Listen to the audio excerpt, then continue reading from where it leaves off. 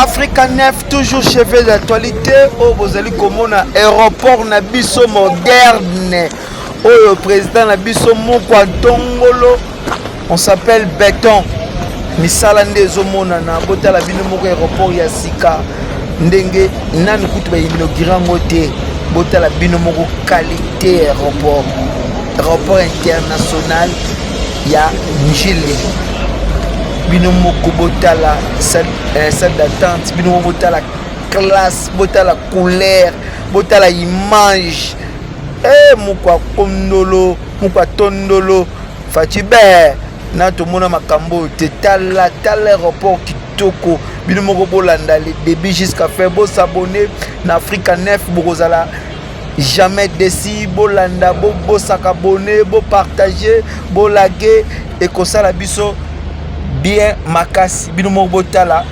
aéroport ya kitoko oyo mokonzi ya mboka saleli biso précisément na aéroport ya Njili aéroport ya kitoko bino moko bozali komona oyo tozokende tozolakisa bino étape par étape bino motala qualité tala couleur ya aéroport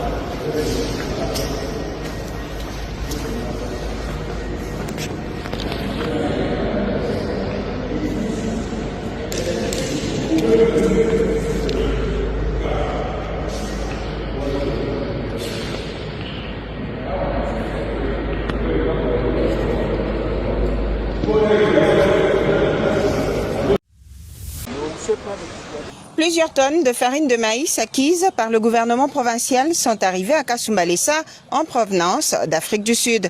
Les camions sont actuellement au parking de Kasumbalesa attendant de finir avec les formalités administratives. Ce dimanche 26 avril 2026, le ministre provincial de l'économie, Georges Babouni Mbaou, accompagné de son collègue de l'Intérieur, Jean-Jacques Kashibantambo, s'est rendu au parking de Kasumbalesa pour constater de visu la cargaison. Les deux membres du gouvernement Kazembe ont inspecté les camions avant de déclarer que cette initiative vise à soulager les ménages des Haut-Katangais confrontés ces derniers temps à une hausse légère des prix de cette denrée de base.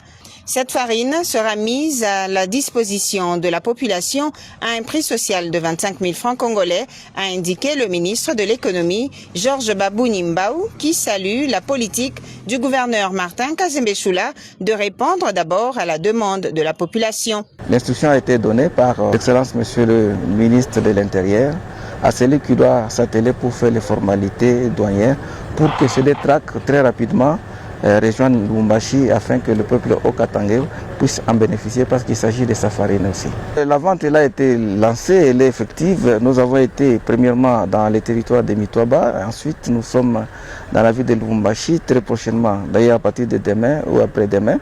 Nous serons à Likasi et dans les territoires de Kambove, en commençant par Bungu Bungu, Luambo ainsi que Kambove Centre. Donc c'est effectif. Et cette farine revient désormais au prix de 25 000 francs congolais. Et tous les Congolais en général sont contents de ce geste que l'honorable Kazembe Martin Choula, notre gouverneur, est en train de poser en faveur de sa population. Cette mesure contribuera à stabiliser le marché et à rendre la farine de maïs plus accessible à toutes les familles et surtout les plus modestes. Il n'y aura pas de rupture des stocks pendant toute la période de soudure, a rassuré le ministre provincial de l'économie, signalant que cette farine importée vient renforcer la production locale déjà sur les marchés dans différents territoires de la province. Diplomatie douanière au sommet ce lundi 27 avril 2026 à Kolwezi. La gouverneure du Lualaba, Fifi Masuka Saini, a reçu dans son cabinet de travail à l'hôtel du gouvernement provincial une délégation de la Direction générale des douanes et accises, DGDA, conduite par les directeurs généraux adjoints en charge de questions administratives et financières, Jean-Claude Kalinga Makunga. Le DGA était accompagné du directeur provincial de la DGDA, Narcisse Fambu Ngembo. Au centre des échanges, les concessions spoliées de la régie financière et l'occupation imminente des nouveaux bureaux aménagés par la province au niveau de la gare. À sa sortie d'audience, Jean-Claude Kalinga Makunga s'est dit surpris par la réactivité de l'exécutif provincial. Nous avons trouvé une oreille très attentive. Nous avons été très surpris de savoir que la panoplie des requêtes que nous avions préparées avait déjà trouvé des solutions auprès de son Excellence Madame la gouverneure du Lualaba. Nous devons très rapidement occuper les bureaux que nous a fait aménager au niveau de la gare. Et nous étions en train de lui donner aussi quelques contraintes qui faisaient que nous ne les avons pas encore occupées. Et surtout, la remercier pour cet acte de patriotisme et de professionnalisme dont elle a fait montre pour mettre à la disposition de la DGDA ses installations. Ancien élève de l'école primaire de Manika, Jean-Claude Kalinga Makonga a tenu à témoigner de la métamorphose de Kolwezi qu'il n'avait plus revu depuis 50 ans. Ce que j'ai vu il y a 50 ans, je vois qu'il y a la matérialisation de la vision du chef de l'État ici. Et que cette province devait être tenue comme pilote pour que les autres s'en réfèrent. Je suis arrivé à l'aéroport, j'ai demandé, c'est l'aéroport de Mwangeji que j'ai connu quand j'étais gosse, mais je n'ai rien reconnu. Là, il faudrait qu'on m'accompagne, qu'on m'indique tout ce qu'il y a comme coin ici. Vraiment, félicitations à son Excellence Madame la gouverneure, qui est vraiment en train de matérialiser la vision du chef de l'État, Antoine Félix Tshisekedi Tshilombo. Entre spoliation à combattre et modernisation à saluer, la DGDA répare de l'hôtel du gouvernement avec des assurances politiques. Prochaine étape, occuper très rapidement les bureaux de la gare, un dossier suivi de près, à Kinshasa comme à Kolwezi. Ces 11 sujets chinois et ces Congolais exploités dès lors, depuis 2024 en territoire d'Njougou. Arrêtés lundi 27 avril à Nizi, ensuite escortés à Bunia, ces sujets chinois ont été présentés au commandant des opérations et gouvernant militaire de l'Ituri ce mardi. Le représentant de la Sokimo, face à cette ampleur, a indiqué que leur délégation en séjour ici à Ituri a fait face à une situation insolite avant l'arrestation de ces sujets chinois. Hier, lors des itinérances, des descentes sur terrain, 11 sujets chinois, plus 3 Congolais devant vous. On les a amenés ici pour que les services de la justice puissent mener des enquêtes davantage. Face à cette situation d'exploitation illégale dès lors à Ituri, à la base de l'insécurité et une source irréfutable du ravitaillement des groupes armés, le commandant des opérations et gouvernant militaire de l'Ituri demande à la justice de mener des enquêtes sérieuses. Je voudrais que ça soit un exemple. Non seulement pour ces travailleurs, peut-être qui ont été récupérés comme ça, envoyés dans le site minier, mais aussi le propriétaire de cette société-là. C'est un monsieur qui doit être poursuivi, qui doit être arrêté. Il faut que ça cesse. Hélas, on nous prend pour des naïfs et on continue le même jeu. Vous avez été prévenus. Cette fois-ci, on va punir. Le numéro 1 de la province de l'Ituri, le lieutenant-général Luboyanka Chamadjoni, a promis suivre de près ces dossiers pour mettre définitivement fin au financement des groupes armés qui endeuillent au quotidien les Ituriens. Je demande à notre justice de faire des investigations jusqu'au bout, que ça soit pour Aru et pour la situation de Nizi. Vous savez qu'hier, lorsqu'on a découvert ce groupe, à la sortie, la délégation n'était plus en sécurité parce que l'information qui venait, qu'il y avait un groupe armé qui s'était déjà organisé pour les attaquer. Cette arrestation intervient pendant que les forces armées de la République démocratique du Congo mènent des opérations sur l'ensemble de la province de l'Ituri contre les groupes armés locaux et étrangers, dont les ADF-MTM. Il s'y est de signaler que cette arrestation est la résultante des dernières instructions du ministre des Mines, Luatum Kabamba, qui lors de son récent séjour avait aussi arrêté d'autres sujets chinois dans cette partie est de la RDC. Son séjour reposait sur la politique minière du président de la République, Félix Antoine Tshisekedi Tshilombo, pour la souveraineté des ressources naturelles, la lutte contre la fraude et la transformation locale des minéraux au profit du peuple congolais.